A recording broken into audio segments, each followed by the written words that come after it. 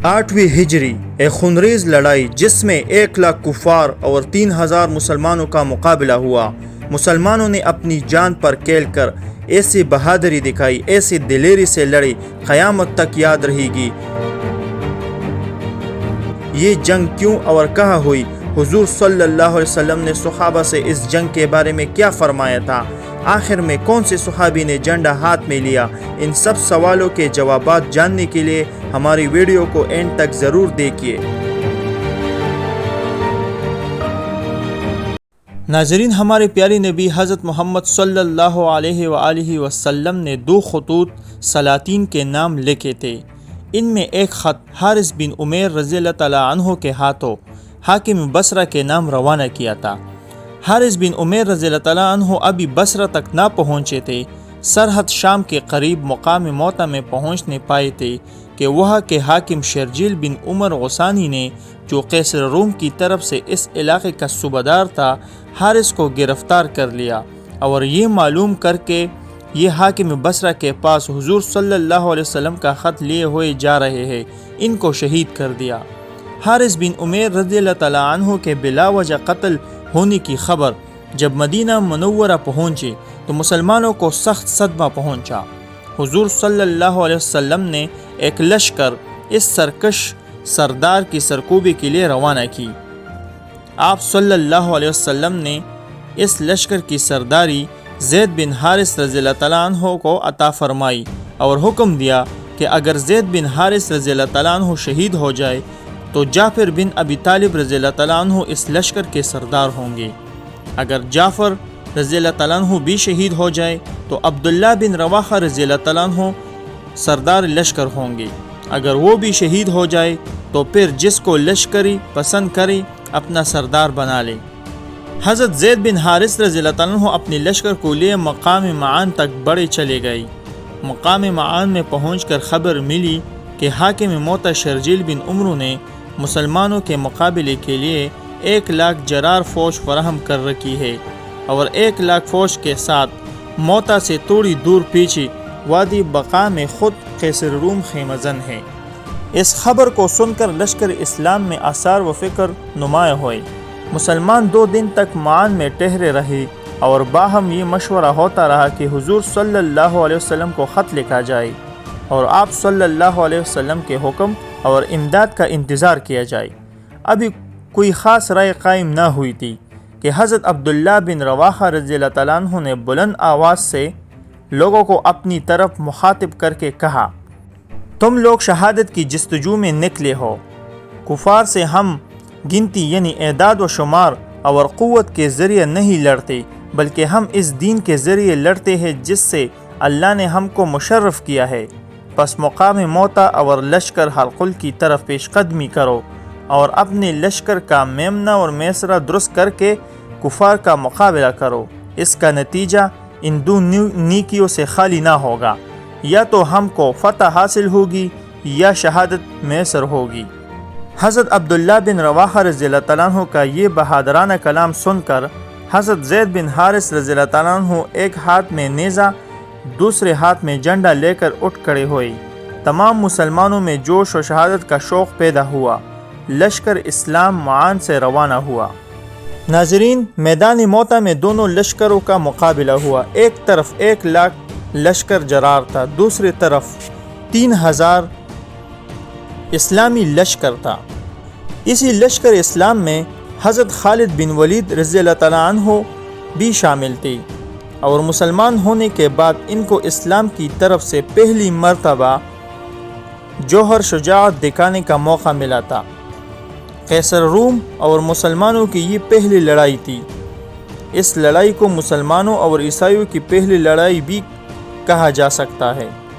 حضرت زید بن حارث رضی اللہ تعالیٰ عنہ جھنڈا ہاتھ میں لیے قلب لشکر کے سامنے سب کے آگے آگے تھے۔ زید بن حارث رضی اللہ تعالیٰ عنہ لڑتے اور کفار کو قتل کرتے ہوئے بہت آگے بڑھ گئے۔ کفار نے چاروں طرف سے ان کو گھیر لیا، یہاں تک کہ وہ شہید ہو گئے۔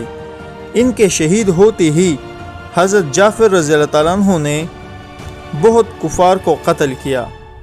آخر ان کا گھوڑا زخمی ہو کر گرا دشمنوں نے ان کو اپنی نرے میں لیا، بالآخر ان کا دایاں ہاتھ کٹ کر الگ جا پڑا، مگر انہوں نے بائیں ہاتھ سے جھنڈے کو سنبھال رکھا۔ جب بایاں ہاتھ بھی کٹ گیا تو گردن سے جھنڈے کو لگا کر سینے سے سنبھالے رکھا، یہاں تک کہ اسی حالت میں شہید ہو گئے۔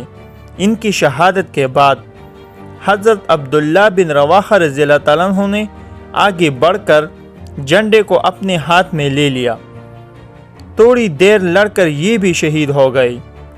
مسلمانوں میں آثار پریشانی پیدا ہوئی۔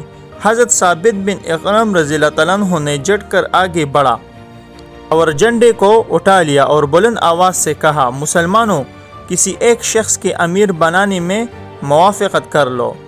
لشکر اسلام کی طرف سے متفقہ آواز بلند ہوئی کہ ہم لوگ تمہاری امارت سے راضی ہیں۔ ثابت بن اقرام رضی اللہ عنہ نے جواب دیا، میں یہ کام نہ کر سکوں گا، تم لوگ خالد بن ولید رضی اللہ عنہ کی سرداری تسلیم کر لو۔ لشکر اسلام کی طرف سے فوراً آواز بلند ہوئی، ہم کو خالد بن ولید رضی اللہ عنہ کی سرداری منظور ہے۔ یہ سنتے ہی خالد بن ولید رضی اللہ عنہ نے فوراً آگے بڑھ کر ثابت بن اقرم رضی اللہ عنہ کے ہاتھوں سے جھنڈا لیا اور رومی لشکر پر حملہ آور ہوئے۔ حضرت خالد بن ولید رضی اللہ عنہ نے یہی نہیں کہ خود بھی جگری سے حملے کیے، بلکہ انہوں نے اپنی لشکر کی ترتیب اور نقل و حرکت کو بڑی خوبی سے اپنے قابو میں رکھا۔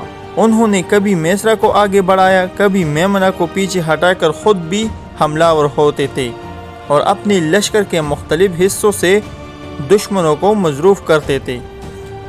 حضرت خالد بن ولید رضی اللہ عنہ بجلی کی طرح میدان جنگ میں کود رہے تھے اور اپنے لشکر کے ہر حصے کو خود مدد پہنچاتے تھے۔ صبح سے شام تک حضرت خالد بن ولید رضی اللہ عنہ نے اپنی 3000 غازیوں کو رومیوں کے 1,00,000 لشکر جرار سے لڑایا۔